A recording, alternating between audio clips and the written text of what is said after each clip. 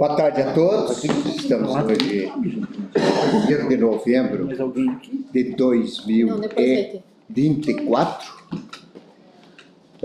14 horas e 1 minuto. Estamos com a transição em curso, a gestão 2021-2024 para a gestão 2025-2028. Estamos na segunda rodada, foi pela manhã, a terceira rodada, então, da saúde. Então, eu já de pronto passo a palavra para o coordenador, ver se tem alguma situação que precisamos saber, senão já iniciamos. Boa tarde. Beto, podemos iniciar? Dá para iniciar. Então, tá. Boa Então tarde. agora nós vamos falar sobre vigilância em saúde. É isso?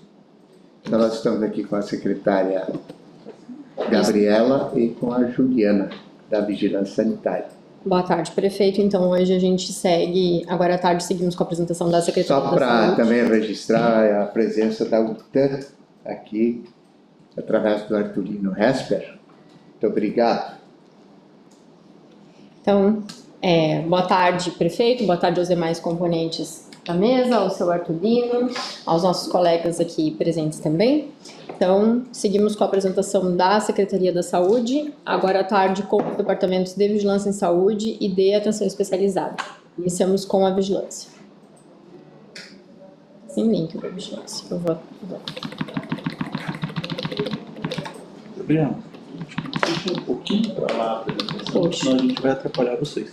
Poxa, deixa eu só chegar na Vigilância, porque tá sem link aí.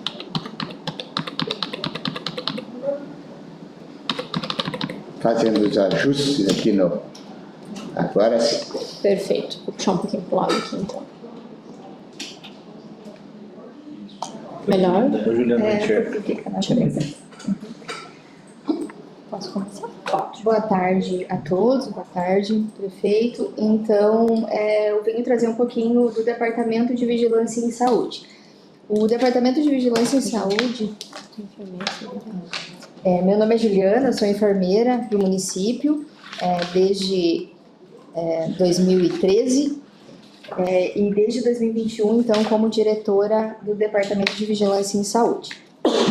Então, o Departamento de Vigilância em Saúde ele é muito complexo, né? Ele é muito abrangente porque ele envolve todos os ciclos de vida e de nascimento e de mortalidade, de adoecimento dos pacientes. Então, ele é muito abrangente, ele envolve todos os demais departamentos da Secretaria Municipal de Saúde e também trabalha se envolve com outras secretarias, né, do município.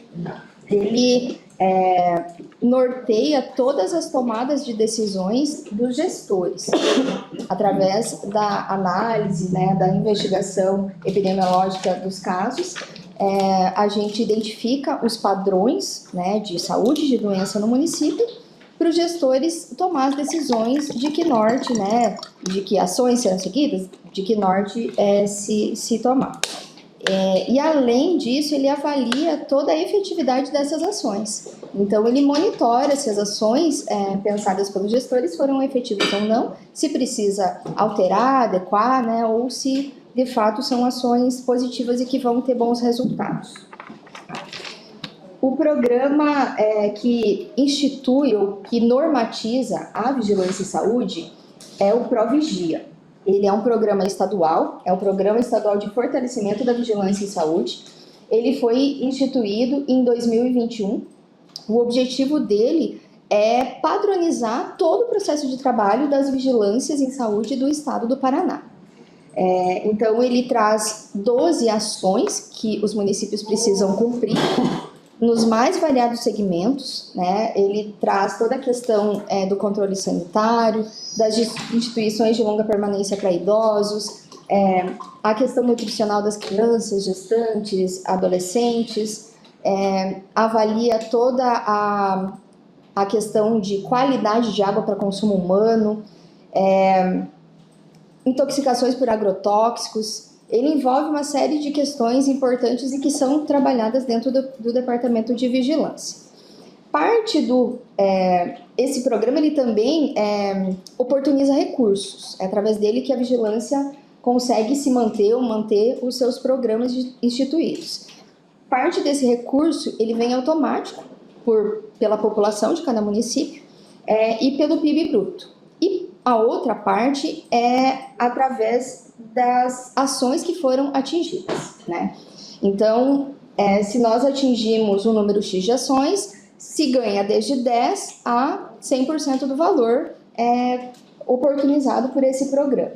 O município de Toledo, nas 2 análises que foram feitas pelo Estado, ele atingiu 80%.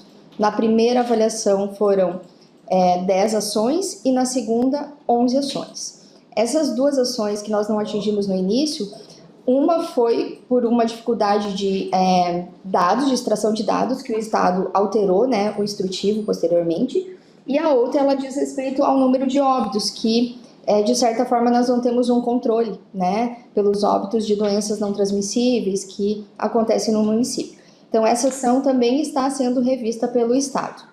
Mas todas as ações que precisavam de processo de trabalho, de organização do setor, elas foram atingidas.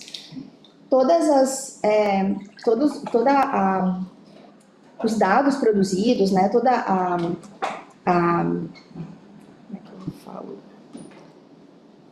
a produtividade do setor, a gente lança em relatórios específicos, que em 2023 a gente colocou uma nova formatação, eles são todos no Drive, com acesso para todos os profissionais, incluindo o departamento de gestão, que já tem acesso em tempo real aos nossos dados e consegue alimentar os outros documentos norteadores, né, do município. O departamento de vigilância, ele é um departamento, a estrutura dele é muito restrita, porque o município foi crescendo em complexidade e em quantidade de profissionais, e a estrutura se tornou pequena, né, porque a gente precisa atualmente. Então, nós temos um movimento grande nesse sentido de ampliar o local, né, do departamento, a estrutura física mesmo, para que novos profissionais venham e que tenham melhor condição de trabalho, né, pela estrutura física mesmo. Nós aumentamos a quantidade de profissionais desde 2021 e, além de aumentarmos, nós qualificamos esses profissionais.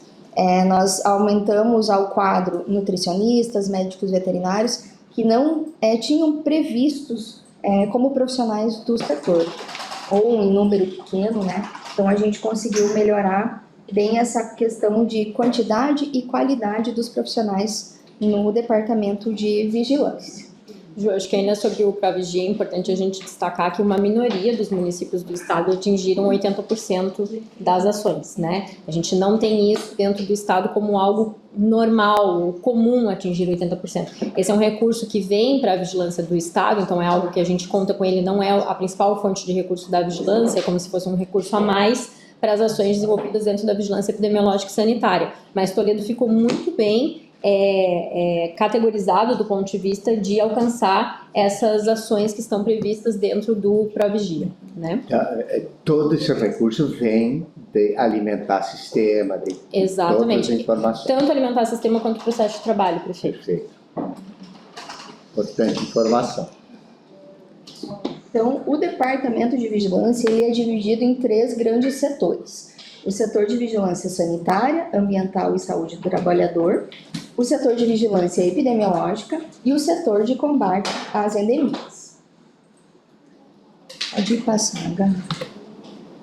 Então, eu vou começar explicando um pouquinho do setor de vigilância sanitária, ambiental e saúde do trabalhador.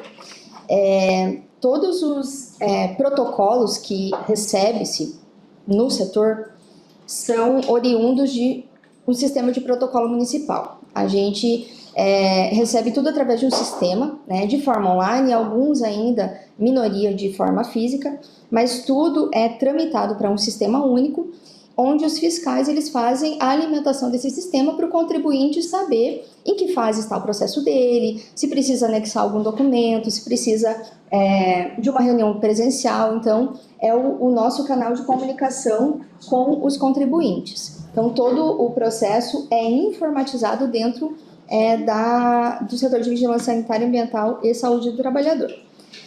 Até então, 2022, dezembro de 2022, esse processo acontecia todo manual.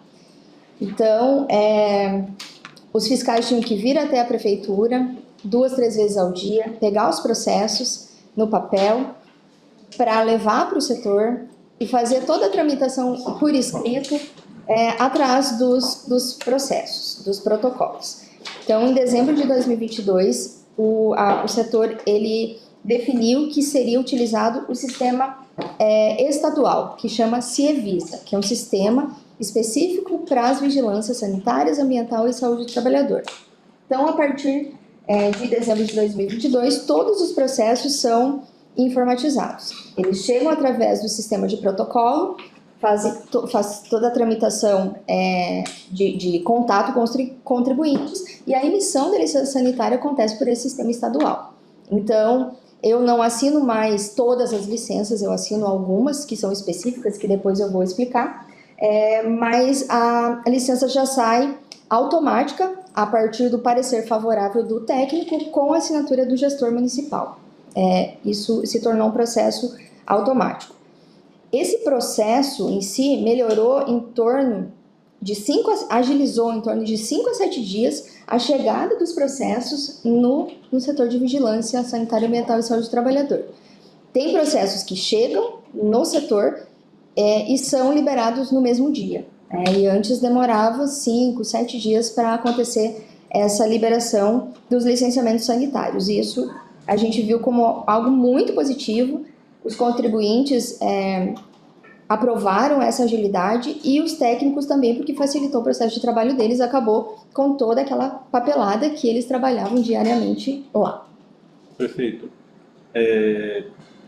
Como a gente, agora a partir desse ano, a Secretaria assumiu o alvará, a gente tem que ressaltar a importância que a vigilância teve. A Juliana auxiliou esse processo todo, acho que já está completando 3 anos, né, Juliana, da gente facilitar essas emissões. Então, como ela disse, acho que a gente tem que abrir e falar, o nosso sistema de protocolo é muito ruim, e é ruim faz 30 anos. Então, acho que a gente tem que, e a gente deve melhorar ele, a implantação do SEI e toda essa alteração que a gente está fazendo na tramitação dos processos é importante, mas isso que ela fala é o que acontecia, o documento já foi remetido para o setor, mas ele ainda está no protocolo, então depende de alguém. Essa mudança para o CIEVISA também facilita para nós automatizar os alvarás. Então essa automação, a Juliana e todo o departamento teve uma participação essencial nessa discussão de liberdade econômica, porque a gente consegue agora, o contribuinte não precisar vir aqui na prefeitura, ele consegue fazer tudo pela empresa fácil. Ainda falta algumas etapas para que a vigilância receba isso também direto por dentro do CIEVISA, mas a gente está nesse caminho. E se não fosse essa visão de a gente precisa melhorar aqui, porque quando você melhora isso, você melhora inclusive o trabalho para os servidores, né? Porque no final é eles que acabam sofrendo uma pressão que não precisaria. Essa questão tem muito a ver com aquele assunto que o SEBRAE colaborou também. Sim. Da redução do risco. Isso. 700 e poucos. Hoje a gente tem 777 quinais de baixo risco em Toledo. Baixo risco. Isso agiliza e desburocratiza. Por isso é importante sempre esse processo de evolução, e é uma informação importante, do zerar o papel. Colocar tudo no sistema, agiliza, estabelece outra condição de trabalho para os servidores. E mantém o histórico da empresa, né? Qualquer tempo pode ser consultado todo o processo de licenciamento dessa empresa. E até mesmo, prefeito, a participação do SEBRAE, que a gente traz ele de volta e continua já com alguns contratos para a próxima gestão, trouxe a possibilidade de a gente, acho que a Juliana pode falar, de enxergar como é que funciona nos outros lugares. Porque a gente não mora numa ilha, e se a legislação é a mesma, se em outro lugar pode, aqui também pode, né? Então a gente começou a internalizar legislações de outros lugares que Até mesmo a do Estado não era internalizada. Aí daí tinha, de certa forma, uma discordância em algumas coisas e com essa a Secretaria de Saúde ajudou muito, o departamento foi muito importante para isso. Perfeito. Então, Tá sendo. ainda tem muito a avançar. Essa é uma informação importante também. Então, um pouquinho da composição da equipe do setor de vigilância sanitária e ambiental e saúde do trabalhador. Então, nós temos um assistente administrativo, 5 enfermeiros, 3 farmacêuticos, um técnico de enfermagem, 7 técnicos de vigilância sanitária, 2 médicos veterinários, um químico, 2 nutricionistas, 2 arquitetas e um técnico em segurança do trabalho. Essa é a equipe que toca todo o processo de trabalho dentro do setor. Para facilitar o trabalho, o entendimento, o estudo, né, dos técnicos, principalmente os técnicos em vigilância, que eles são profissionais generalistas, né, nós dividimos o setor esse grande setor em outros setores menores, né. Então, a divisão entre vigilância sanitária, ambiental e saúde do trabalhador, ela se divide, né, se subdivide em setor de produtos e serviços, setor de alimentos, saneamento, análise de projetos básicos arquitetônicos e saúde do trabalhador. O setor de produtos e serviços, ele envolve toda a prestação de serviços e os produtos que são fabricados, principalmente na área da saúde. Hospitais, clínicas, consultórios odontológicos, salas de vacina, tudo que é relacionado à saúde mesmo, ao processo de prestação de saúde. O setor de alimentos, ele trata de toda a produção, fabricação e fornecimento de alimentos. Então, restaurantes, indústrias, fábricas, marmitarias, bares, tudo, né, nesse sentido. Saneamento, ele aborda um pouquinho das questões de uso de solo, qualidade de água para consumo humano. Então, nesse setor se emite as anuências para instalação de suiniculturas, de pisciculturas, alguns outros, também dos eventos em massa, mas alguns outros movimentos no sentido de liberação de captação de água, tá? Ele trata muito de perto com o IAT, as liberações para implantação de laboratórios, de hospitais. Então, esse setor ele analisa tudo isso, além de também cuidar da parte de zoonoses, que são as doenças transmitidas por animais, né? Nós temos os veterinários que cuidam dessa parte de zoonoses, da transmissão, da prevenção de transmissão de doenças por animais. O setor de análise de projetos básicos arquitetônicos, ele analisa e aprova ou não todos os projetos de atividades que são classificadas como alto risco sanitário.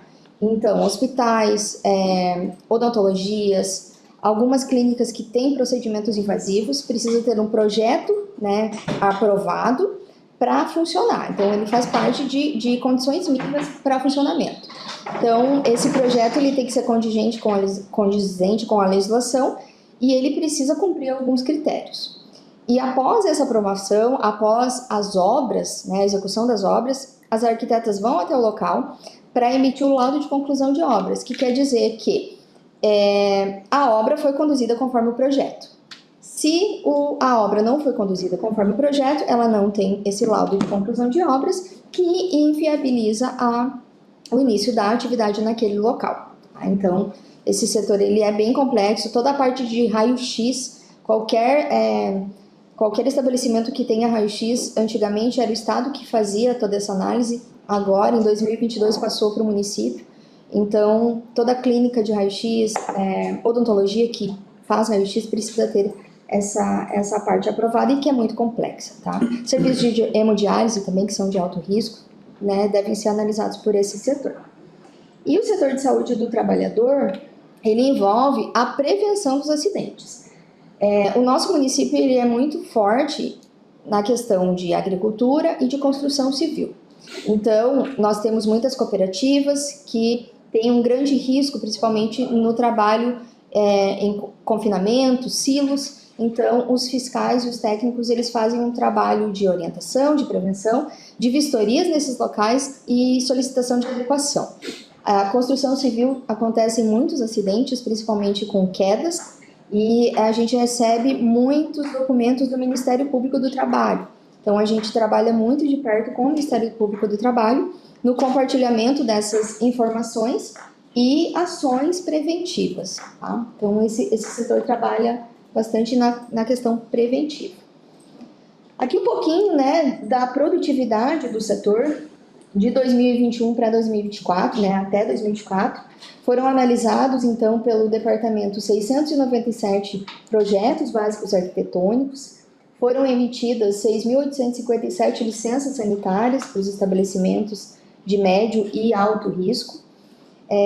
Nesse período tivemos 2.811 acidentes de trabalho e foram coletadas 3.281 amostras de água. Essas coletas de amostras de água, a gente tem um plano de amostragem que ele é aprovado sempre nos meses de novembro e dezembro de cada ano, e ele serve, né, ele deve ser executado no ano seguinte. Então, nós já aprovamos nessa semana o plano para 2025 do Conselho Municipal de Saúde e está em fase de encaminhamento para a Regional de Saúde. Algumas questões, então, dentro que ainda precisam, né, que estão em andamento e precisam de algumas conclusões dentro do setor de vigilância sanitária ambiental e saúde do trabalhador. Então, toda a parte de licenciamento, como o Bonaldo falou, a gente já vem num processo bem intenso de informatização, porém tem algumas questões que ainda precisam melhorar, inclusive dentro do próprio sistema do Estado, que ele tem algumas particularidades que ele não emite as licenças, por exemplo, de pessoas físicas. Essas ainda precisam ser feitas de forma manual e assinadas pelo diretor do departamento, diferente das licenças de pessoas jurídicas, onde a emissão acontece automaticamente com a assinatura da gestora municipal. Então, a gente vem discutindo com o CIEVISA nesse processo, né, de integração e desburocratização, apontando as fragilidades do sistema estadual para que a gente consiga melhorar ainda mais o nosso processo aqui na ponta para o licenciamento. Acontecem também rotineiramente as operações integradas de fiscalização urbana, as AIFOS. Elas são startadas sempre pela Polícia Civil ou Militar e nós participamos ativamente nas fiscalizações dos estabelecimentos. Normalmente acontecem no período noturno, nós tivemos uma somente no período diurno, e elas acontecem normalmente em bares, restaurantes, em locais que tenham grandes movimentações, grandes aglomerações de pessoas e que tenham um risco maior, tanto para as questões de violência quanto para as questões sanitárias. Então, essa é uma rotina do setor. Nós temos uma escala dos técnicos que participam dessas ações. Os eventos em massa, nós também melhoramos a normatização municipal. Existe uma resolução da CESA de 2017, que ela não era seguida pelo município, e a partir de 2022 nós lançamos então uma instrução normativa, que é a número 13 de 2022, definindo o que são eventos em massa e qual o processo que precisa tramitar dentro das secretarias, tanto a Secretaria da Vigilância Sanitária, Receita, para que esses eventos tenham segurança para a população. Então, tem as definições do que são, os riscos que cada evento pode configurar e, a partir disso, a empresa ela precisa entregar um plano, né, de segurança de cada evento. Nesse plano, se descreve todos os cuidados mínimos, inclusive se vai ter ambulância ou não, que tipo de ambulância quantos profissionais precisam, onde será o ponto de encontro em caso de alguma situação emergencial. Então, nós autorizamos ou não os eventos em massa no município a partir de 2022. Também por conta da comercialização de alimentos. Também por conta da comercialização. Que essa nós importante, né, essa informação. Por exemplo, foi criado esse protocolo, podemos dizer assim. Por exemplo, vai fazer um evento no centro de eventos lá.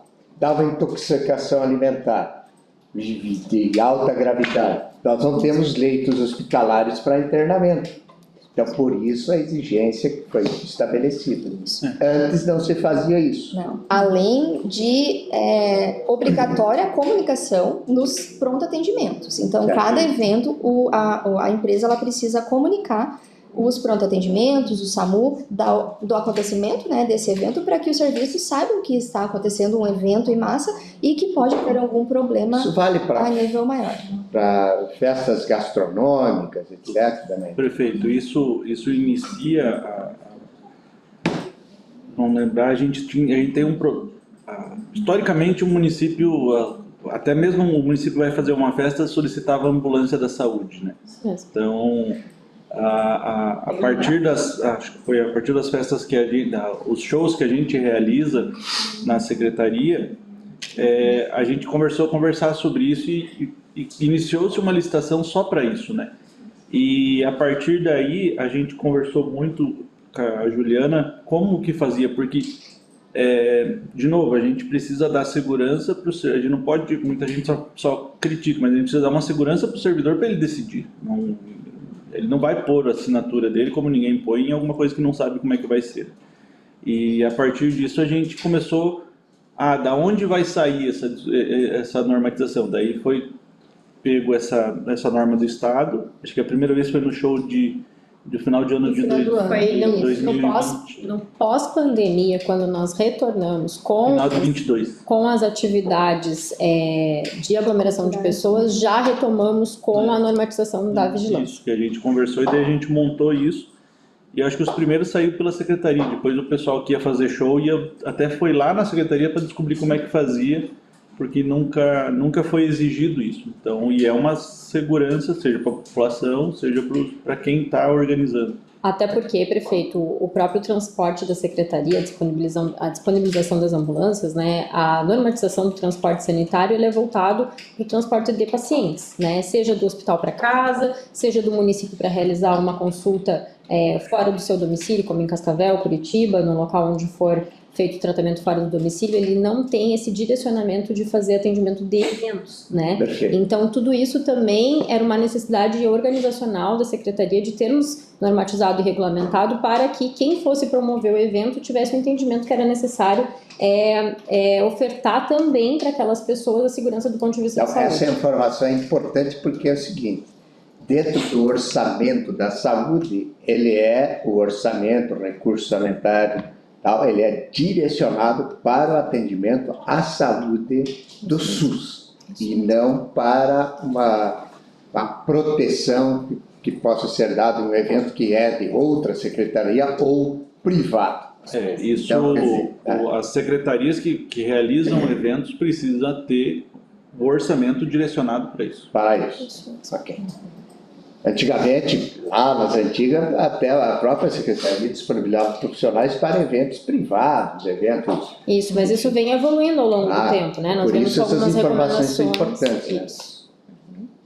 Então, isso veio para dar mais segurança. Tanto Até porque tem as escalas dos profissionais, Exatamente. aí, horas extras, etc, etc. E a gente também tem entendimento, prefeito, que essas empresas que prestam serviço, né, esse serviço de ambulâncias, elas são melhor qualificadas, com profissionais, né, que têm um conhecimento específico para situações de emergência. Então, e nem todos os profissionais da Secretaria de Saúde talvez tenham esse conhecimento, porque trabalham em locais que não são os pronto-atendimentos e poderiam, né, participar dessas escalas. Então, melhorou muito a qualificação também dos serviços prestados. Com relação às vacinas extramuros, nós também precisamos de instituir uma instrução normativa municipal, que é a 6 de 2023, porque hoje todos os serviços de vacina fora dos estabelecimentos da estrutura, né, liberada, licenciada, precisa ter um ok da vigilância também. Então, se eu vou realizar uma campanha de vacinação no shopping, por exemplo, eu preciso fazer um protocolo que vai tramitar na vigilância sanitária e na vigilância epidemiológica, normatizando isso, vendo se tem condições mínimas de segurança para aplicar essa vacina.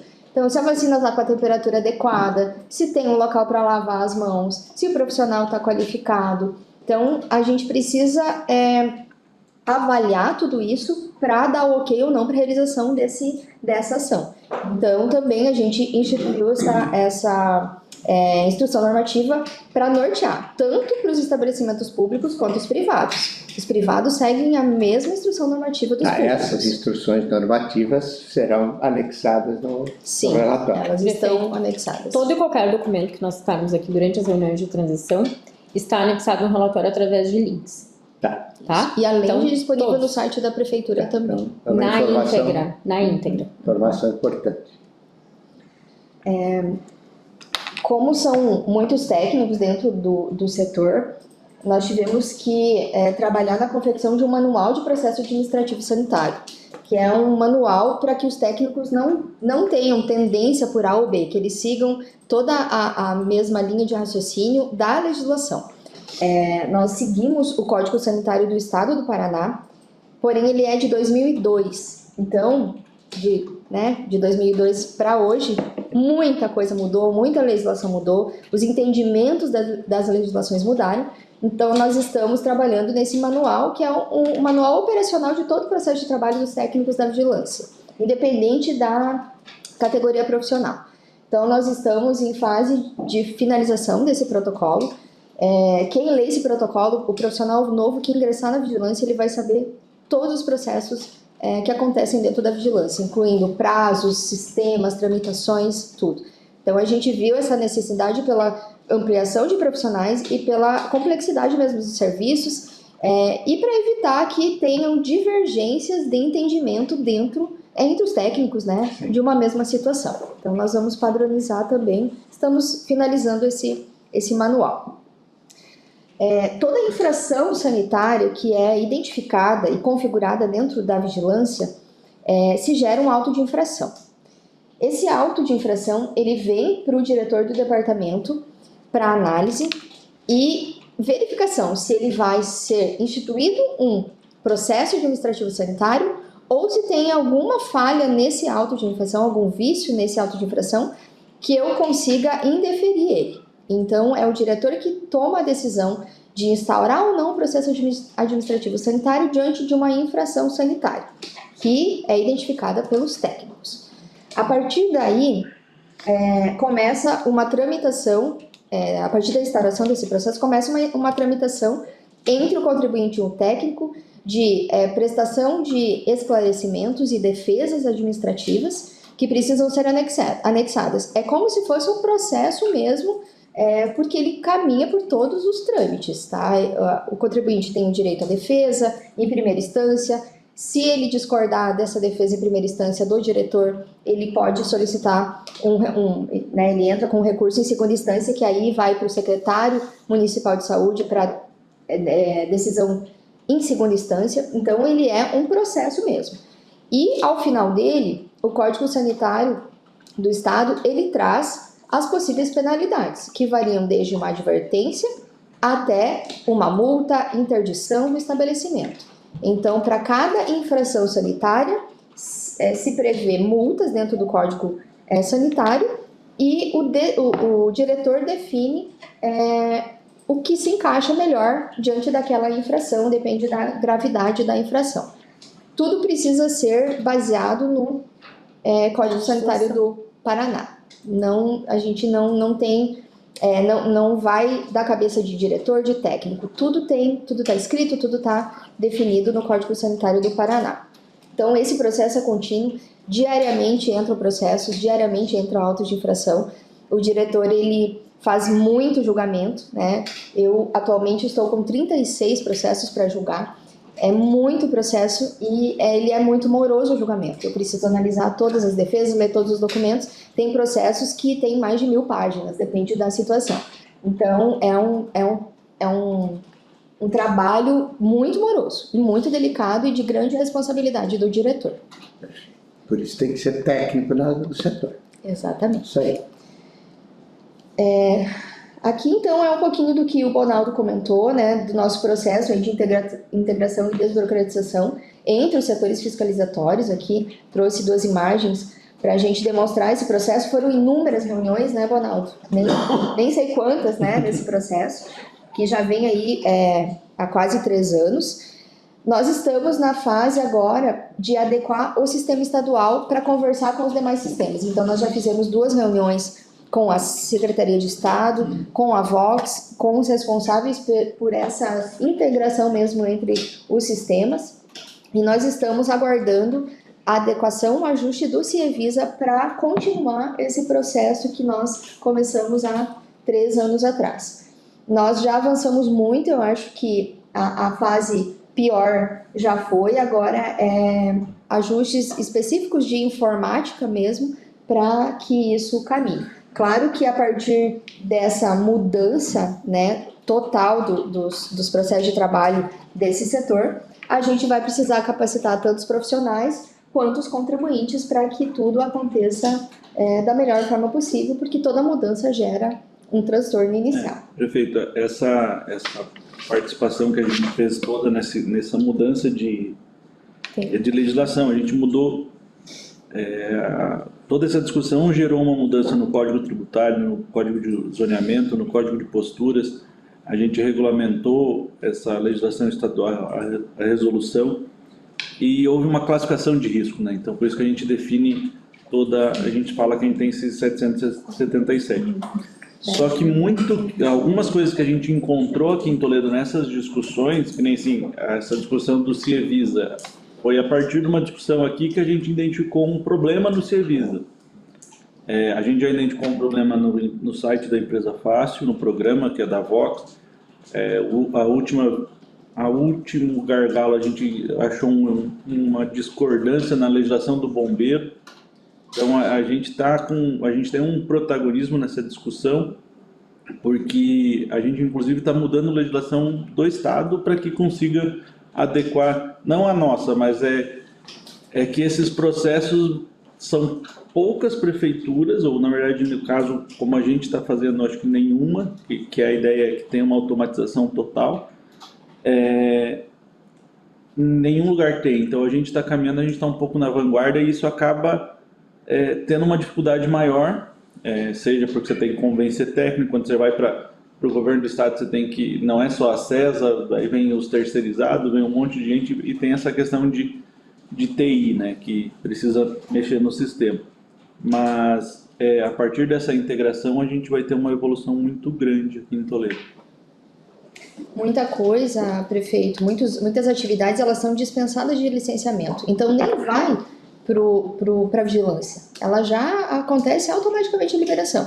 Antes tinha que ir para vigilância, aí se o técnico, por exemplo, ele trabalha em 2 turnos, aí ela chegou ali no finalzinho do turno, não deu tempo do técnico ver, ela fica para o outro dia. Então, hoje já acontece automático, nem vai mais lá, porque não é de interesse sanitário, não precisa ir para lá, fica nos setores que precisam ficar. Ia para lá para eles dizerem que não era para ir. Isso, basicamente isso.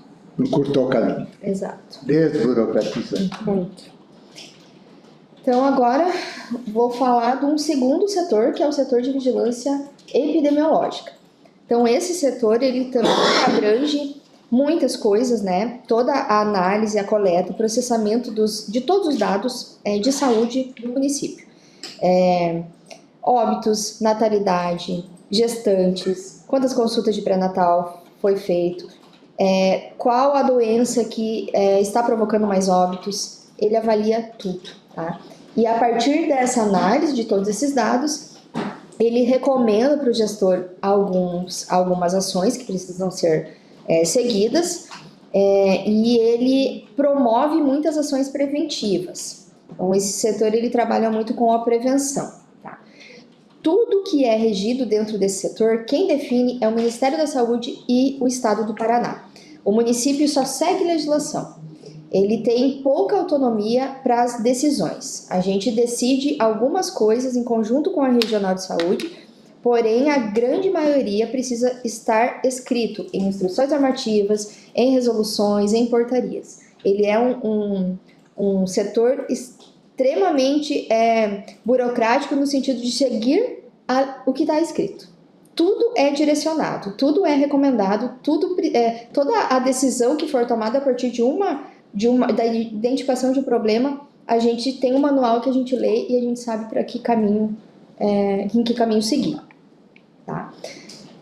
Dentro desse setor, nós temos, então, 5 enfermeiros, 7 técnicos de enfermagem, um assistente administrativo, um motorista, um médico infectologista, um técnico em vigilância e um técnico em laboratório. O grande avanço que nós tivemos foi o aumento dos enfermeiros, dos técnicos e a incorporação ao quadro de profissionais do médico infectologista. Isso melhorou muito a qualificação de todos os processos lá dentro, principalmente o apoio técnico direto aos demais técnicos que trabalham no setor. Esse setor, como eu falei no início, ele é muito burocrático, ele trabalha com mais de 20 sistemas. Então, cada técnico cuida de um ou mais sistemas e que devem ser alimentados diariamente. E é a partir do lançamento desses dados nesses sistemas que a gente extrai os dados, extrai os relatórios, os gráficos, todo que a gente tem conhecimento de toda a situação epidemiológica do município. Então, são muitos sistemas. Pode ir passando, Gabriela. Só para ter uma ideia, a gente trouxe 13 slides só com os sistemas, não vou conseguir explicar todos, porque eles são muito complexos. Pode passar mais um. Então, esses sistemas eles devem ser alimentados diariamente e a Secretaria de Estado faz o monitoramento desses sistemas. Então, se a gente lança algum dado errado, a Secretaria já liga e fala, olha, esse dado precisa ser corrigido.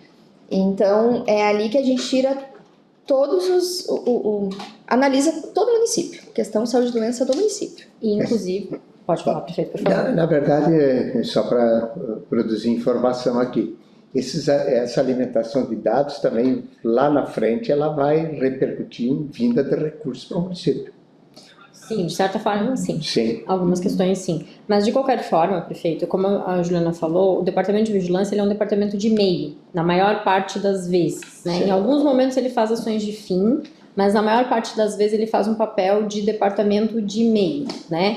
Então, todas as discussões dos dados, isso é levado muito a sério na saúde. Porque as ações que a gente vai fazer na atenção primária, por exemplo, elas dependem necessariamente do que a vigilância está nos apontando. O Departamento de Vigilância ele tem um papel primordial em situar o gestor, inclusive, por exemplo, para onde que ele vai direcionar o orçamento. Porque de acordo com o que a Juliana vai trazer da situação do processo de saúde e doença que a gente tem no município, que a gente vai entender para onde que a gente precisa direcionar o orçamento e para onde que a gente vai encaminhar as nossas ações.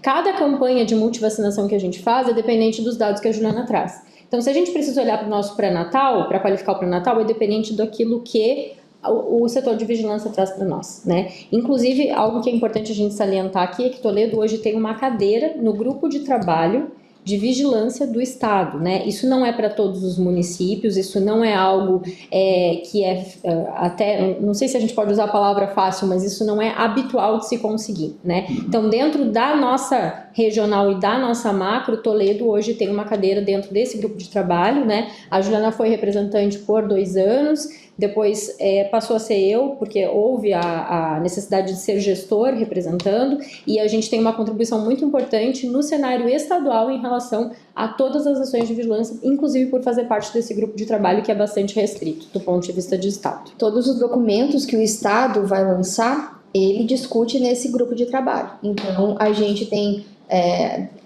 a gente conhece os documentos antes e tem a possibilidade de discutir, apontar, né, alterações dos documentos diante da nossa realidade local. Então, isso facilita muito. E essa cadeira, alguém tem que ser indicado pelo município.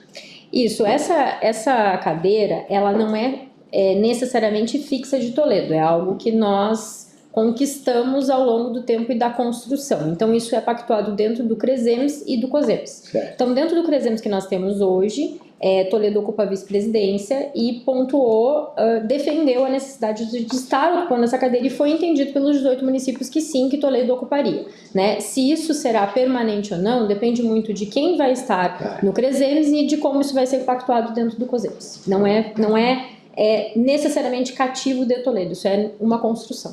Certo. Esse setor também, de vigilância epidemiológica, ele trabalha muito próximo com a regional de saúde. Então, os técnicos, eles compartilham informação diariamente. Sempre é convidado representantes do Departamento de Vigilância do município sede para as capacitações na Secretaria de Estado. Então, a gente sempre compartilha o conhecimento com os técnicos da regional.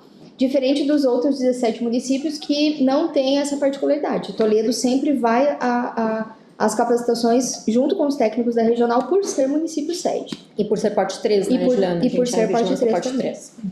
Posso passar? Esse aqui, então.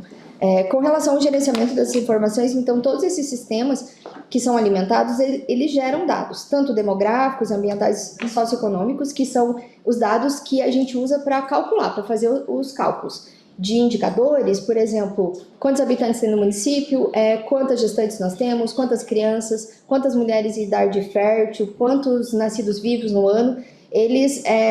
A gente codifica grupos específicos para fazer cálculo de taxas, de indicadores e tudo mais. Então, é feito na vigilância.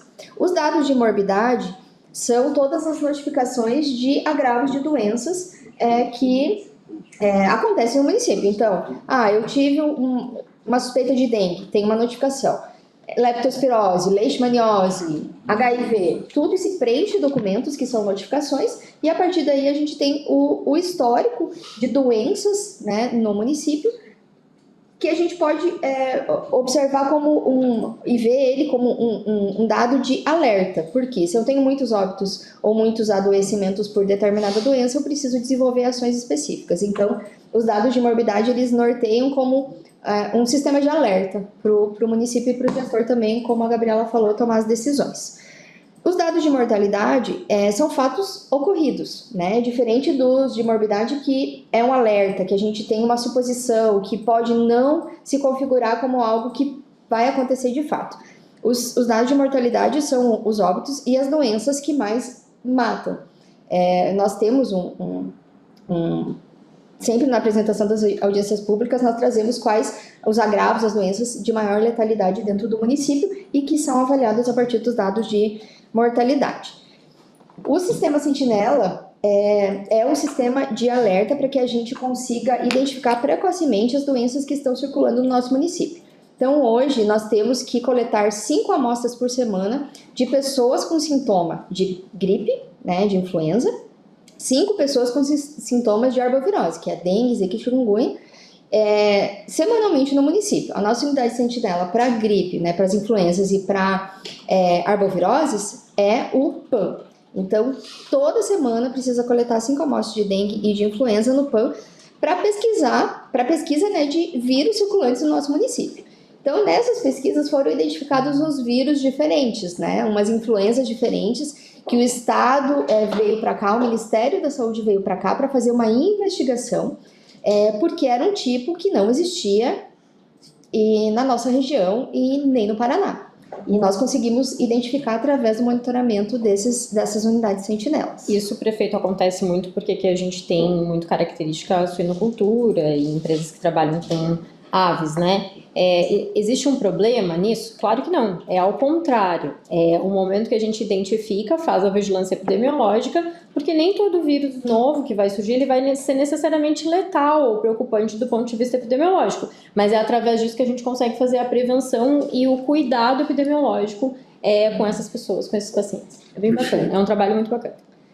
Seguir junto. Nós temos a sentinela de coqueluche, né, que é na UPA, inclusive nós estamos com aumento de casos de coqueluche, né, nós temos 13 casos confirmados já de coqueluche. Então, todo paciente que chega na UPA com suspeita, se faz a coleta para pesquisa de coqueluche. E as doenças diarreicas também, que a unidade sentinela é na UPA e na unidade do Copagro, que avalia e monitora se tem um aumento ou não de diarreia no município, que nós tivemos um aumento no mês de agosto e setembro. Nós tivemos que fazer um inquérito epidemiológico, levantamento dos dados para desconfigurar que era transmissão por água por alimento, né? Que era só uma circulação viral mesmo de vírus que provocava as diarreias.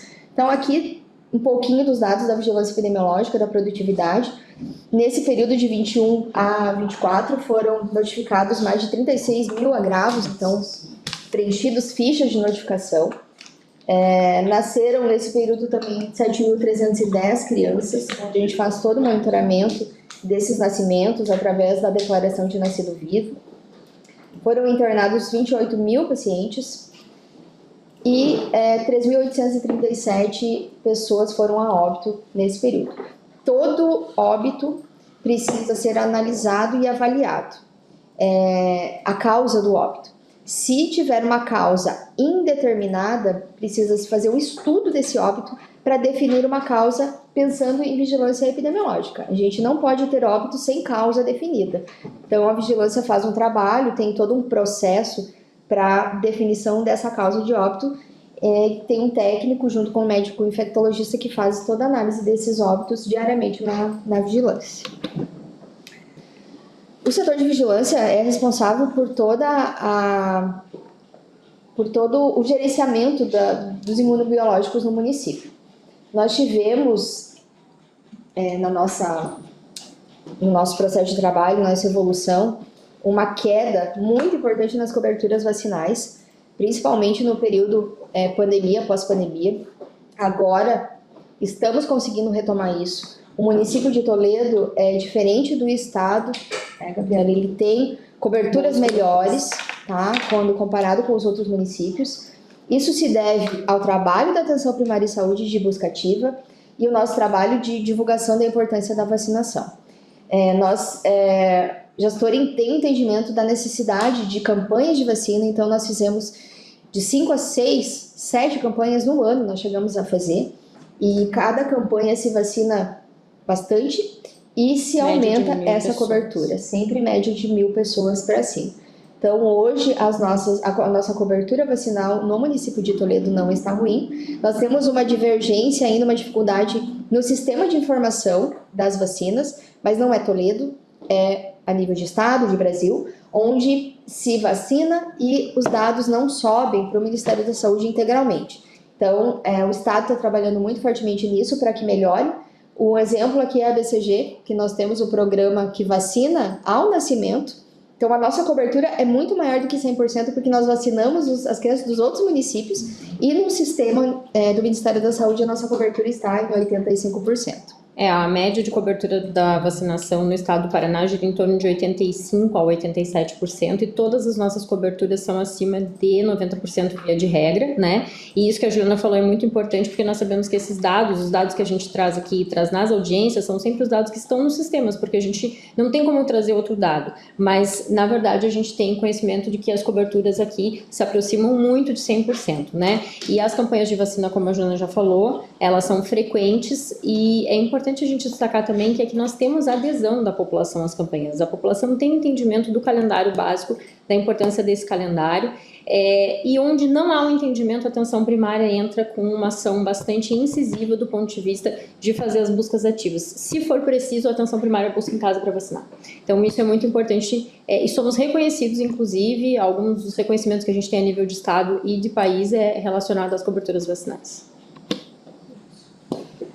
Então, algumas ações que precisam, que ainda não foram finalizadas, que precisam de algumas deliberações para continuar funcionando. Nós temos, no ano de 2023, foi instalado um gerador no setor de vigilância epidemiológica. Até então, o município ele não tinha gerador e várias vezes se perderam vacinas, porque falta energia, né, altera as temperaturas das vacinas, e falta energia. Então, em 2023 foi adquirido o gerador, ele está em funcionamento e agora está em fase de licitação de empresa para que faça, né, as manutenções preventivas e corretivas.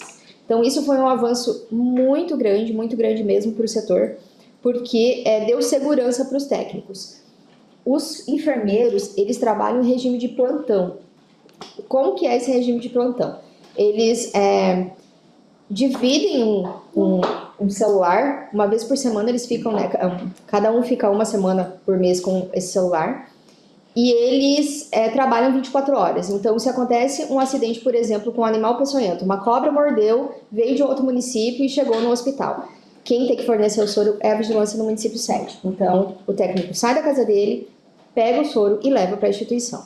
Então, ele funciona 24 horas, 7 dias por semana, em esquema de plantão. Esses enfermeiros que ficam nesse sentido.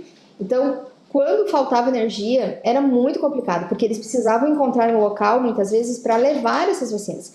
e ali fica todo o estoque municipal. Então, são conservadoras enormes, cheias de vacinas, soros, que a gente precisou, em um momento, até pedir auxílio para uma empresa privada de grande porte para conseguir comportar as nossas vacinas. Então, hoje, com o gerador, o plantão, né, dos enfermeiros ficou muito mais tranquilo, mais leve, porque, de fato, eles tinham uma preocupação muito grande. Esse é um dado importante, eu diria relevante, que é o cuidado que tem que ter pelo governo que vai assumir com relação a esses equipamentos. Sim. Manutenção preventiva, etc., porque lá está a questão que envolve o estoque todo o estoque de vacina. municipal. Uma vez perdido, vai interferir diretamente na cobertura vacinal e na disponibilidade das A vacinas. gente tem um contrato de manutenção preventiva. Está em licitação, Neto, o contrato, porque como ele estava em garantia, né, Perfeito. a gente tinha ele como garantia e agora está em finalização do processo licitatório para a contratação dessa empresa para manutenção preventiva e corretiva. A gente vai informar esse número do processo também de licitação. Sim. Tá? Você acha que faz parte daquela informação que foi pedida pela equipe de transmissão do MAD? Os contratos de serviço, sim. Os contratos, Os mas contratos. a gente, esse não tem o contrato ainda, Mas né? está em fase Mas de a gente licitação. vai informar, inclusive, o que está em fase, Em fase de licitação. isso. Importante. Isso, está tudo no relatório, perfeito. Ok. Nós temos um problema bem sério no município de Toledo e o estado do Paraná sobre a esporotricose. É uma doença que normalmente afeta os gatos, o cachorro em minoria, mas os gatos. Ele causa lesões muito sérias nos gatos e ele é um fungo. Então ele transmite muito facilmente através da mordedura, né, de um gato no outro, arranhadura. Ele transmite também para pessoas, né, esporotricose humana. Mas o nosso problema principal é a animal, porque a humana ela é controlada, as pessoas tomam adequadamente, né, as medicações, fazem o tratamento, e já o gato, ele é um animal difícil de tratar porque precisa ficar isolado, o tratamento é muito longo, é de 5 a 6 meses de tratamento, então esse gato precisa ficar isolado para fazer o tratamento e ter cura dessa doença.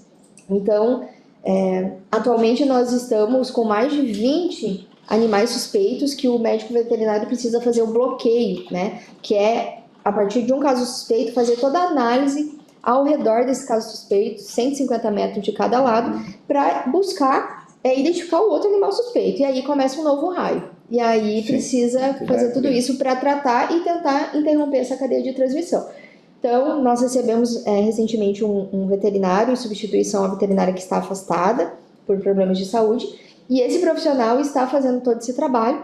Então, a gente precisou fazer uma definição de fluxo, né? Porque nós temos os animais que ficam soltos nas ruas, que são os animais de rua, que aí a gente precisou conversar muito com a Secretaria do Meio Ambiente para desenhar esse fluxo, do que é a responsabilidade do tutor, o que é a responsabilidade do município. Essa medicação para tratamento desses animais é fornecida pelo Estado. O gerenciamento acontece dentro do departamento do setor de vigilância sanitária. Então, esse é um problema que o município, infelizmente, está enfrentando, tá? E começou em 2023 e agora em 2024 está muito ruim, tá? A condição de animais... Esse é aquela que tem que ter uma tomada de decisão do centro de zoonoses, né? Isso. Precisa definir, inclusive, se encaminha ou se define pela eutanásia do animal ou não. Então, essa definição acontece entre os veterinários do meio ambiente e da vigilância sanitária. Se não tem condição de tratamento, é um risco para a saúde pública se definir pela no plano de governo. eutanásia. Certo, então assim, é importante esse dado, né? É um fato relevante porque coloca em risco a saúde pública, né? Então fica aí registrado para a equipe de transição. Nós temos municípios no Brasil que isso já é um problema muito sério, onde não nem se busca o tratamento, e sim a eutanásia. De tão grave que está, porque são muitos animais, os animais, a característica é muitas feridas, muitas lesões, então precisa de um tratamento muito intenso e muito longo, e aí, como o município não consegue dar conta disso, né, os tutores, se encaminha para a eutanásia. Juliana, só para informar, nós já estamos agora com 15 horas, né? Então, já passou uma hora. Você continue aí, vamos. Isso. Então, sobre a questão a implantação de alguns comitês, alguns óbitos de algumas doenças específicas precisam de comitês de análise, então a gente também está instituindo implantando esses comitês a nível municipal. O SINAM, que é o Sistema de Notificação, hoje ele é feito no papel, com exceção da dengue, que nós informatizamos agora no meio do ano. Todas as outras fichas são no papel, então nós estamos trabalhando com um sistema de informação utilizado pela Secretaria de Saúde para informatizar, para que o médico, o profissional que atenda, o enfermeiro, já preencha automaticamente os dados principais e complemente a notificação para que ela chegue pelo sistema para a vigilância epidemiológica, tá? E não no papel como ela chega hoje. Então a gente já começou, já está em fase bem avançada de discussão com os representantes do sistema de informação. Nós também estamos definindo, né, já temos todos os fluxos construídos de um centro de referência para tuberculose e hanseníase.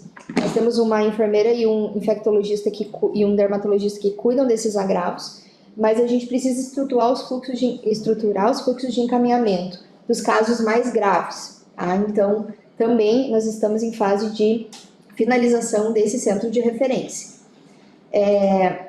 Também precisamos informatizar toda a parte de solicitação, de controle dos imunos, solicitação de vacinas, de seringas, de todos os imunos envolvidos no processo de vacinação, que a gente precisa informatizar. O Estado disponibilizou há pouco tempo o sistema, então nós já iniciamos com uma unidade piloto, que é no César Parque, e estamos descentralizando para as outras unidades de saúde. Também iniciamos uma discussão já com um representante de uma empresa específica para monitorar as conservadoras de vacina, para que quando falte energia ou aconteça algum problema nas unidades da cidade no interior, emitam um alerta para o setor de vigilância para a gente interferir e não perder vacinas. E também trabalhamos muito e estamos monitorando todos os agravos relacionados a certificações que nós ganhamos, né, de eliminação de transmissão vertical de sífilis, congênita e HIV, e agora estamos no processo de certificação das doenças também de eliminação de hepatite e outras doenças que entram também nesse processo. Já tem certificação, mas ela tem que ser renovada. Ela tem que ser monitorada para renovar. Isso. Aí vai entrar nos próximos anos Chagas e HTLV. Então, esse quadro é um quadro que é relevante pelas informações que estamos fornecendo no sentido de ações importantes que estão em andamento e que sofrerão a decisão do gestor futuro. Tá? Exato. Então, atente-se para isso também. Vamos então para o último setor, que é o setor de combate a endemias. Esse setor, ele analisa toda a parte de doenças de transmissão endêmica, incluindo dengue, zika, chikungunya, maiaro, oropuxo, uma série de doenças endêmicas que estão acontecendo no nosso município. Além de fazer orientação direta à população no sentido de prevenção dessas doenças. Então, a gente trabalha muito com a prevenção, é o setor grande parte preventivo. Dentro desse setor, então, nós temos 109 agentes de combate a endemias, sendo que 2 deles eles desenvolvem a função de supervisor geral e 7 são supervisores de área. Essas definições de supervisor geral e supervisor de área, eles são definidos no Programa Nacional de Controle da Dengue e são obrigatórios, tá? Nós temos ainda um assistente administrativo e 3 motoristas. Lá tem um cargo de CC, que é a coordenação. Isso, nós temos um cargo de coordenação do setor também. Só para entender um pouquinho da série histórica do número de ACEs. Então, em setembro... Juliana, só para complementar. Hoje, esse cargo não está ocupado. Isso, perfeito. Em setembro de 21, então, nós tínhamos no setor 82 agentes de combate a endemias. Setembro de 2022, 65. O que aconteceu nesse período? Acabou o contrato do PSS. então ficou um período sem contratação, até os trâmites, né, acontecer os trâmites normais do setor de recursos humanos.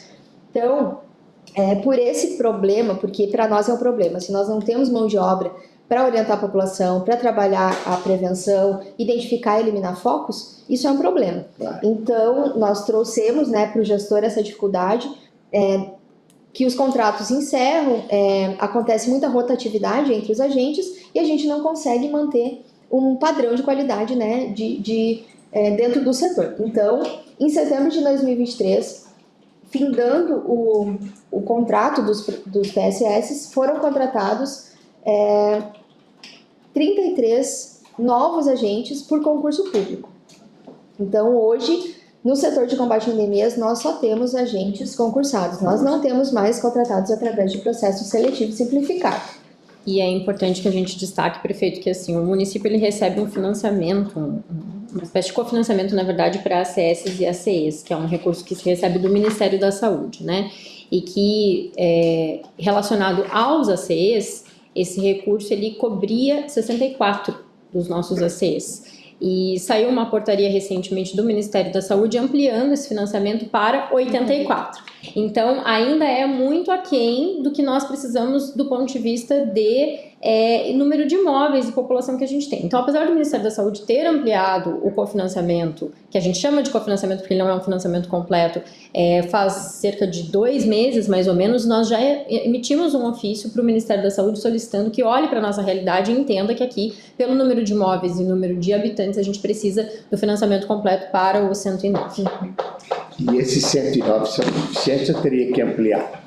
Porque isso é um dado importante para a No transição. momento é o suficiente. A gente tem um cálculo que a gente faz pela quantidade de imóveis. A gente tá... Isso, imóveis cadastrados, né? Então, o cálculo é realizado por imóveis e a gente está dentro do... No setor dos ACEs, nós conseguimos atingir a totalidade dos ACS, apesar de a gente ter uma ampliação de 75% no quantitativo de ACS, ainda se precisa de uma contratação de mais cerca de 70 ACS para completar o quadro. Perfeito. Aqui, então, um pouquinho da produtividade.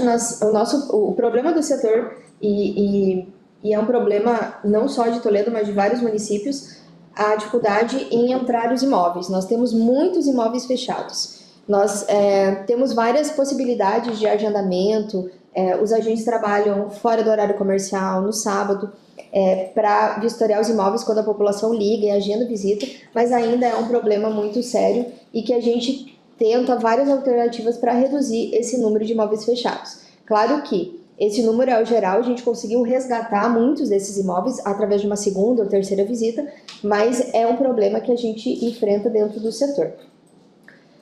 Foram realizadas, então, de 21 a agosto de 24, 642 mil vistorias nos imóveis. A cada 2 meses, os agentes precisam passar nos imóveis, então isso é dinâmico, é frequente.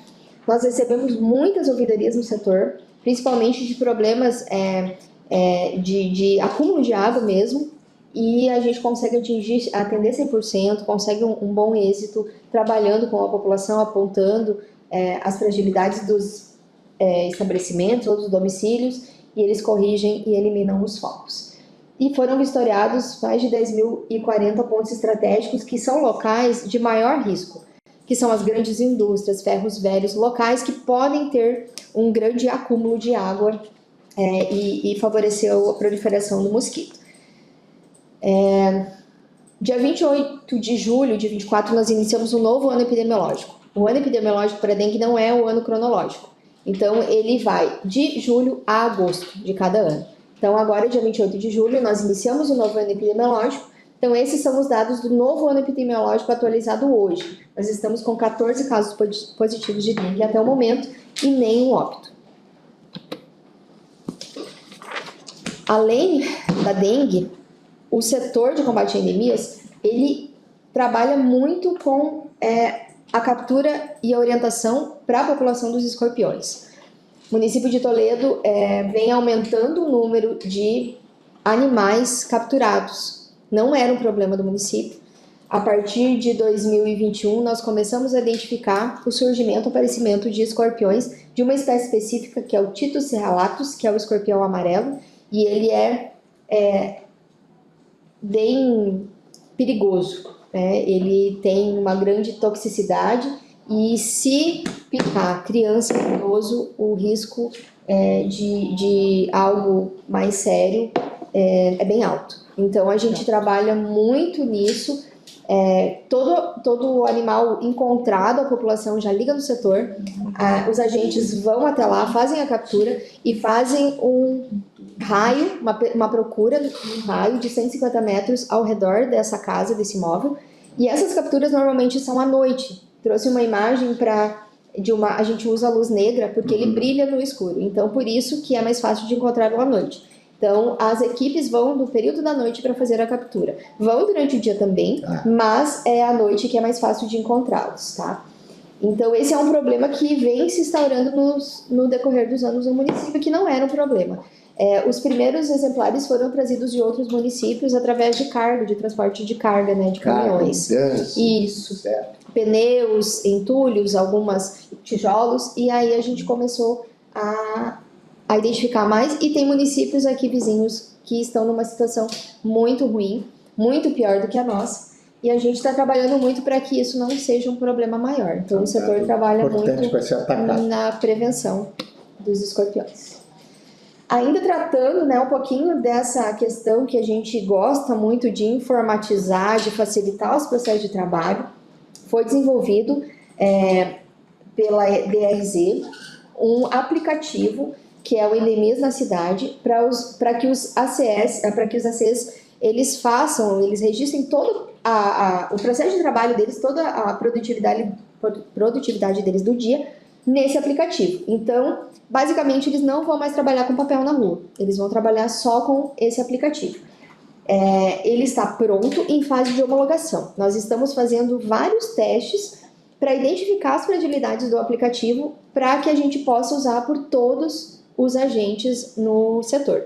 Então, ele foi muito bem construído, ele consegue oferecer vários dados, mapa de calor, onde estão os dados. A gente conseguiu monitorar, por exemplo, os produtores de abelha sem ferrão, porque a gente precisa ter um cuidado para passar o inseticida para não matar as abelhas. Então, a gente consegue avisá-los com antecedência, a gente tem um canal de comunicação direto com eles, que é um grupo de WhatsApp, e esse aplicativo ele facilita para o responsável pela aplicação do inseticida diminuir a vazão da bomba, baixar o canhão para proteger ainda mais essas abelhas. Então, esse é um aplicativo que está avançando muito. Esse está em fase de homologação, depois teria que fazer uma licitação e... Isso, é necessário, a partir da homologação, é necessário que se licite os smartphones. Nós recebemos um recurso do Estado para aquisição de tablets. Então, nós vamos comprar os tablets, já está em fase de licitação,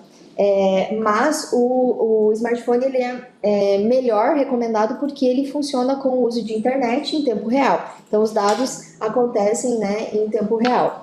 Mas a gente também pensou como um plano B, e já está em processo de licitação, o uso dos tablets. Esse aplicativo pode ser trabalhado offline também, mas o ideal é que seja trabalhado no celular. As pessoas têm mais acessibilidade, mais traquejo, vamos dizer assim. Exato, facilita muito, mais fácil, né? Tem mais para carregar, né? O trabalho da CEI é muito na rua, caminhando, enfim, ele é mais prático, né? Ele foi muito bem aceito, né?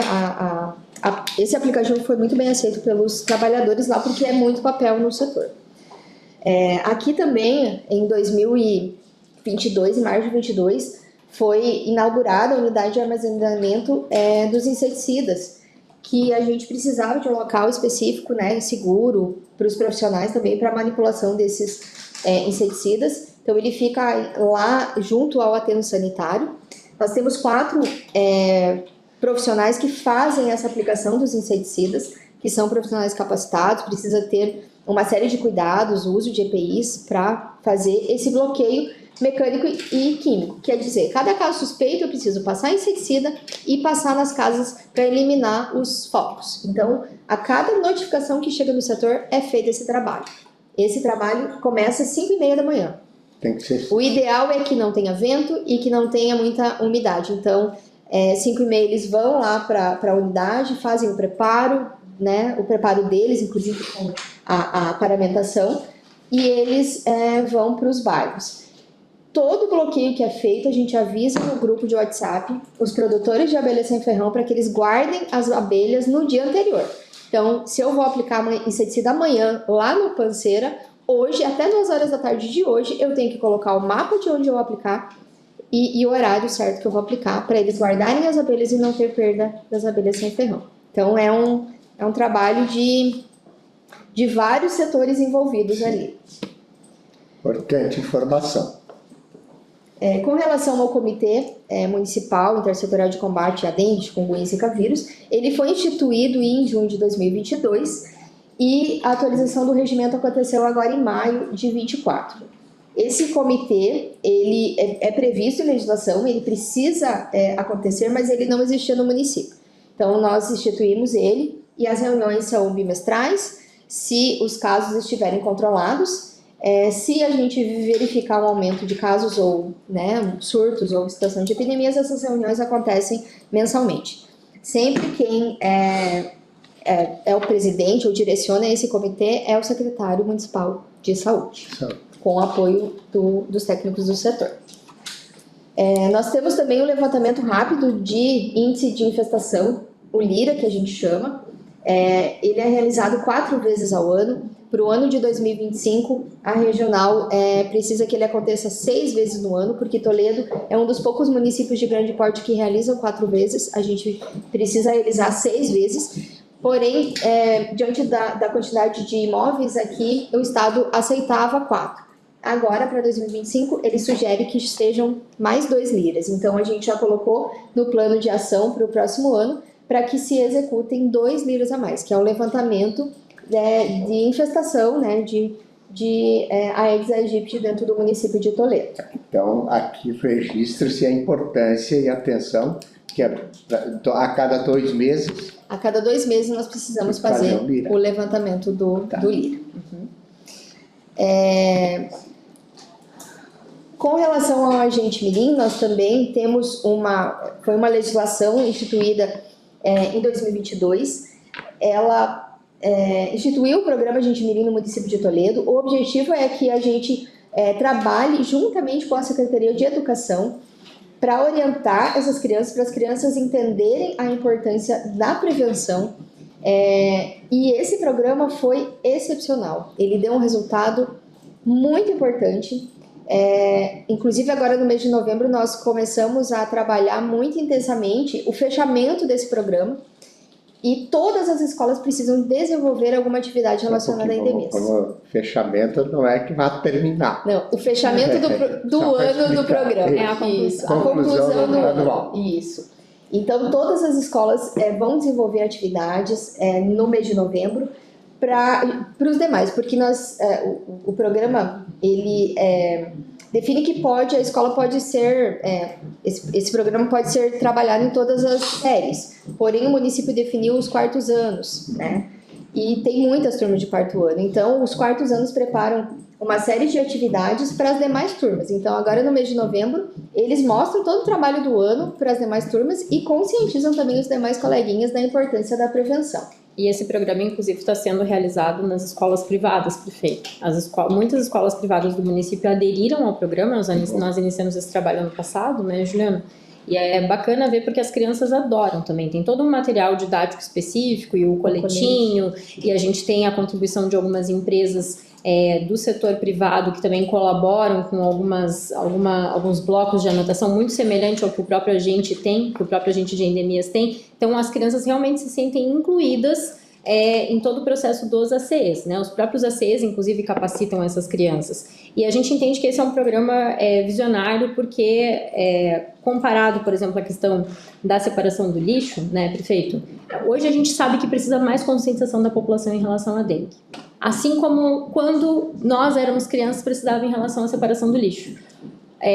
Hoje a gente faz isso de maneira muito automática em casa, a maioria das pessoas, né? O que parece até que dói a consciência se a gente coloca um plástico ou um vidro no lixo comum. E a ideia desse programa é justamente que essas crianças elas cresçam com isso instituído, da necessidade de ter o cuidado em relação aos focos de dengue, a possibilidade dos locais onde vai acumular água, para que façam isso de forma automática e ensinem os seus filhos, né? Então é algo que a gente colhe os frutos a curto, médio e longo prazo. Importante. Durante a realização dos ecopontos, que a gente realizou, né, ao longo dos anos, que são momentos específicos em determinados bairros que que a gente orienta a população sobre a importância da destinação correta para os resíduos, né, para os volumosos que estão dentro das residências.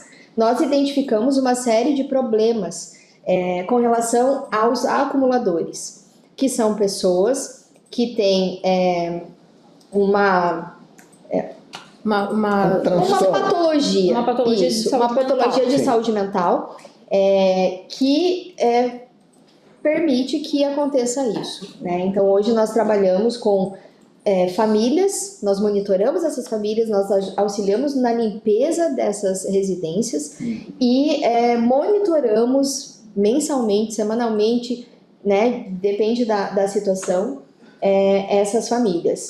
Inclusive, discutindo os casos com a saúde mental, com a unidade de saúde, porque essas pessoas precisam de tratamento. Não adianta a gente ir lá limpar e não dar o tratamento, né? Então, é um problema que foi identificado durante os ecopontos, porque a gente viu, quando acontece os ecopontos, as pessoas colocam na frente da casa o lixo que não usa mais. E essas pessoas não colocavam, e os agentes falavam, não, mas essa pessoa acumula muita coisa, por que não coloca ela na frente? Então, nós começamos a entrar nessas residências e entender que isso é uma patologia. Inclusive, nós escrevemos um trabalho, né? Ele foi aceito, Selecionado no Congresso do COSEMS. Sobre isso, porque é um trabalho muito importante para os municípios maiores que possuem essas características. Então, aqui sobra. Hoje de manhã, quando a gente fazia, né, olhava os slides, eles me perguntaram: não, mas isso aqui não está usando essa geladeira. Eu falei: não, é uma geladeira da família. Essa geladeira está sendo utilizada. Então, são casos que a gente mal consegue entrar. Muitos ratos, aranhas, muitos animais, e as pessoas moram ali e vê aquilo como algo normal. Então a gente tem um trabalho muito importante e com grande êxito com relação aos acumuladores. Certo. Os processos administrativos. Então o setor ele segue a Lei R número 165 de 2009. Então, quando identificado focos com larvas de mosquitos, se notifica as residências, os estabelecimentos, e se esse local for notificado pela segunda vez dentro do período de 2 anos, se emite uma multa, que ela é configurada de acordo com o número de focos, a localização dos focos, e nessa lei ela prevê tudo isso e quem define a aplicação ou não da multa é o diretor do Departamento de Vigilância e Saúde, e o contribuinte ele tem direito a apresentar defesas, como qualquer rito de processos infracionais também. Certo. E aqui o nosso plano municipal de enfrentamento para dengue, zika e chikungunya de 2024 e 2025. Nós passaremos ele para apreciação e aprovação no Conselho Municipal de Saúde no próximo mês de novembro, que ele precisa ser aprovado no Conselho e encaminhado para a regional. Esse plano ele resume tudo que a gente pretende, né, que a nova gestão pretende, o setor, todos os departamentos envolvidos se pretende fazer para evitar com que enfrentamos problema com relação a essas arboviroses. Essa é uma proposta, Isso. né? É uma proposta de algo para o enfrentamento de uma epidemia de dengue que está desenhada e que, na verdade, já iniciou na maior parte dos territórios do estado, né? Então, isso é algo que é de nossa responsabilidade elaborar e é de responsabilidade de quem vem avaliar o que foi elaborado e entender se vai manter dessa forma ou se vai modificar, porque não vai caber a quem estiver aqui, né? A gente sabe que muito provavelmente deve-se aumentar o número de casos a partir desse mês vigente, entre esse mês e dezembro, mas que o pico deve acontecer a partir de janeiro até março, abril no máximo. Então, esse é um dos documentos, prefeito, que é muito importante que a gente saliente, que a nova gestão avalie já de pronto, porque é algo que está acontecendo, é algo que vai continuar acontecendo de dezembro para janeiro. Perfeito. Então, essa informação já vai estar disponível nos anexos, e é importante que a equipe de transição do prefeito Mário olhe isso com carinho para já não assumir ou aplicar ou construir um novo plano. Muitas, como a gente tem um prazo para aprová-lo, né, no conselho, encaminhar para regional, nós Sim. temos que fazer isso agora. Sim. Algumas ações nós Isso aqui já já vamos... passou pelo conselho? Passa agora no mês de novembro. Então está em apreciação. Isso. Seria importante que a equipe de transição, inclusive, se manifestasse a respeito. Sim, isso. A partir então, quando aprovar, a gente tem algumas ações que já de imediato a gente vai conseguir fazer, né? Porque são ações que a gente pode fazer dentro desse ano, porém tem algumas que só a partir do ano que vem. E também nós estamos agora, inclusive está chegando material, ontem nós recebemos ferros, a parte ali de estrutura, da ampliação do número de banheiros, almoxarifado e abertura de janelas do setor de combate a endemias. Então agora está chegando material para começar as obras. Então o setor ele só tem, né, só consta 2 banheiros para 109 pessoas. Na J. Isso, Murat. ali na JJ, no barracão do setor de endemias. Então a gente acredita que já nas próximas semanas a obra já comece. E aí a gente precisa ver, né, a gente não tem noção de tempo, né, dessa obra, mas que talvez não finalize até dezembro, né? Então vai ter a continuidade dessa questão da obra lá.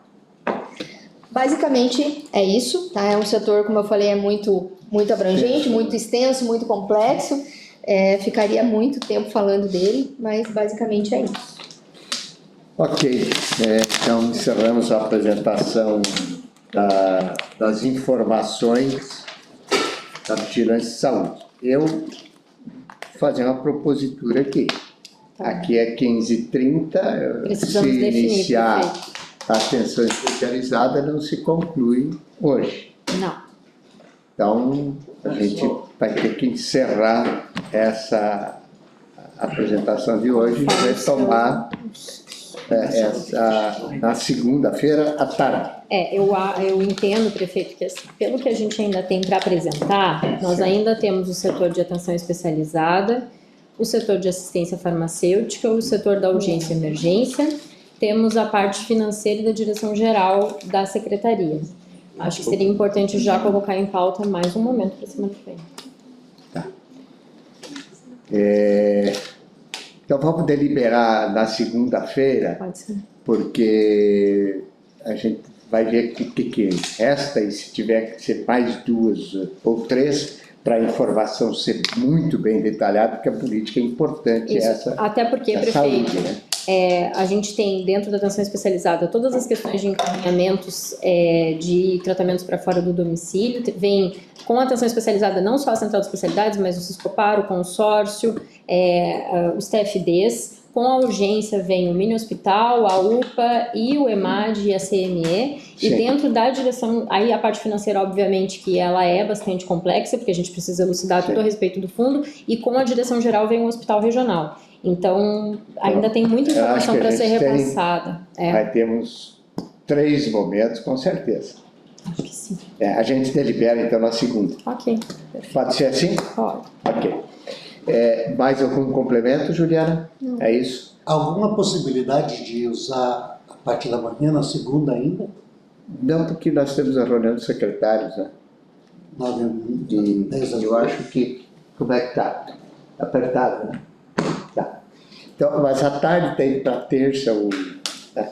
Que nós teríamos ainda, só para a gente ajustar aqui, na segunda-feira, será dia 4, ok? Que já está agendado. Segunda Então, já tem de manhã, né?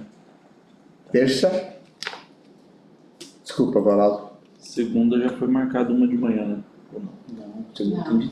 com a equipe de transição? Deixa eu ver. Não, acho que não. O que eu mandei no e-mail?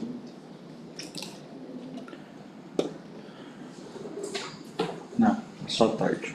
Tarde, né? Tá. Como é que estamos para segunda-feira? 10 ao meio-dia? Tá livre. Pode ser? O que vocês acham? Amanhã, a reunião dos vereadores, às 10 horas, na segunda. Aí, depende de uma tratativa com a Câmara, né? Para mim, Então, vamos pode fazer ser na também. segunda à tarde, daí a gente libera na segunda os Ok. demais dias para ajustar a apresentação. Ok? Então, Ronaldo, além do que te pronunciou, mais alguma questão? Não. Ok. Os integrantes da... Tudo certo? Secretária? Não, para mim tudo certo. Então, é só para finalizar, então, esse momento importante, essa última parte aqui, sobre a questão do estudo que foi realizado e que será apreciado pelo Conselho de Saúde para o enfrentamento às questões que envolvem a dengue, né?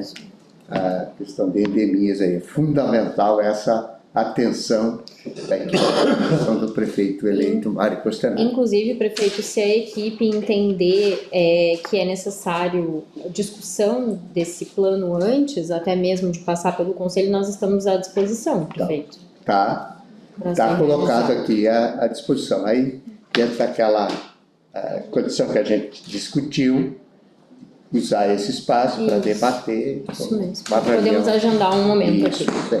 Aí fica a cargo da equipe de transição do prefeito eleito Mário Costanaro. Ok?